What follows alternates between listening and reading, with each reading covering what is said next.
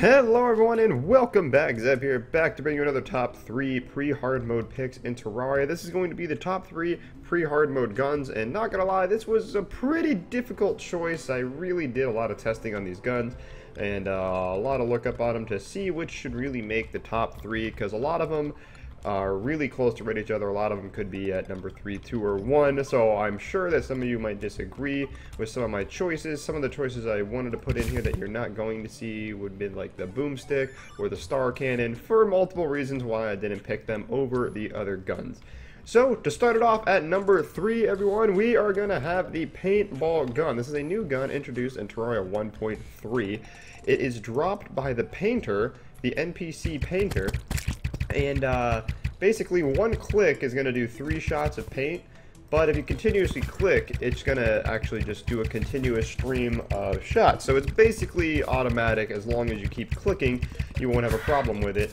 So it is actually a pretty powerful weapon. It doesn't have a high damage rate really compared to other guns, only at 12, but it does shoot 3 shots at a time, almost like a clockwork assault rifle. Not nearly as accurate, obviously, because it has an arc to it, as you can see, but the distance on it is still really good. We'll shoot it up in the air so you can see just how long it actually takes it to come back down. So it has a pretty good distance. It has enough knockback to keep enemies away from you and not to come and kill you, as you can see there, getting shot and murdered. The painter NPC, he arrives at your town after you have 7 other NPCs, or I'm having a total mind, like we're not might be, yeah, 7 NPCs, and he will arrive.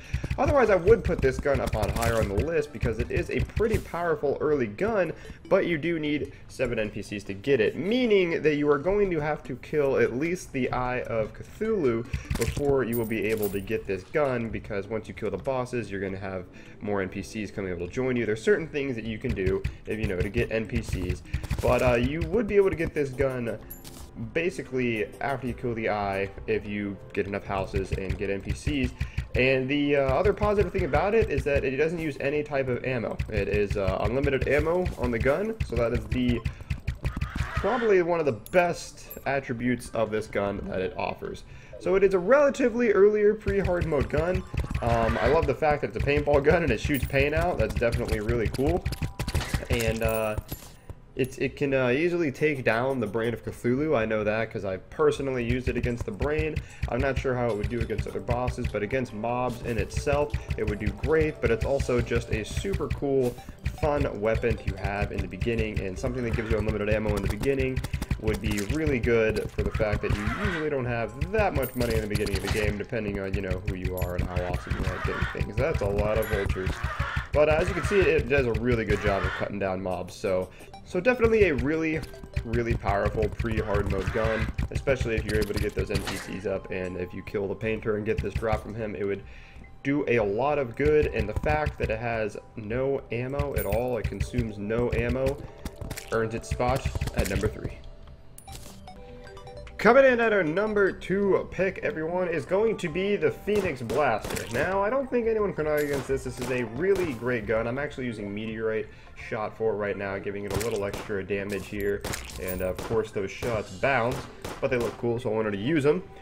But the Phoenix Blaster coming in at number 2, everyone. It is a mid-game handgun here that you can get. Has really high damage at 24 range damage, very fast speed. You do have to continuously pull the trigger to fire though, but it is very powerful. A lot of people before the update of 1.3, this is a pre-1.3 gun. His meteor shots just wrecked those guys there. This was a very common weapon that you would end up using to defeat the Wall of Flesh. It was like, you need to go get the Phoenix Blaster, you get the Wall of Flesh.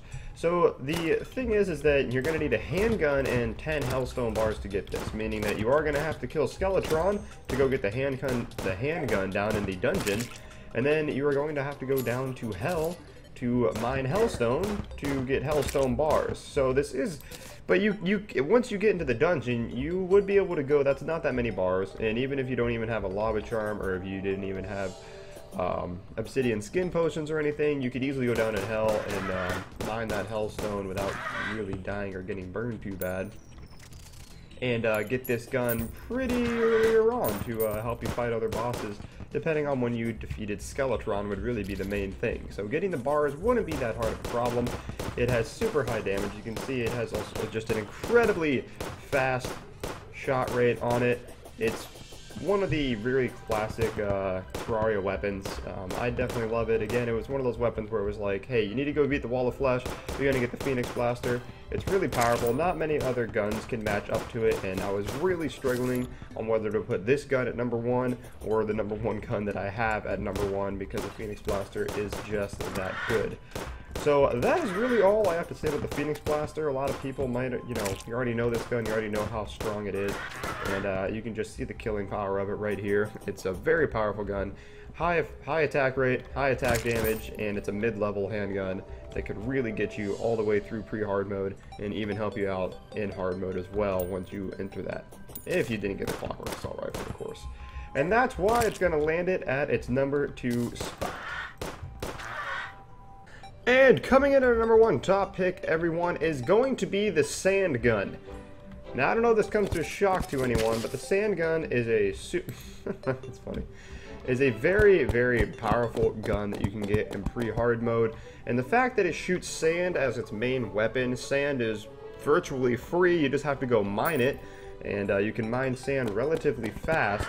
It has a high attack rate. You can hold the trigger down to fire it, and when it hits a target, as you saw there, the sand will kind of fall after it hits the target and do additional damage on top of the 30 range damage that it already does.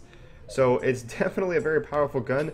What you need to make this is, the only thing that would be difficult getting would be illegal gun parts, only for the fact that they cost a lot of money to get.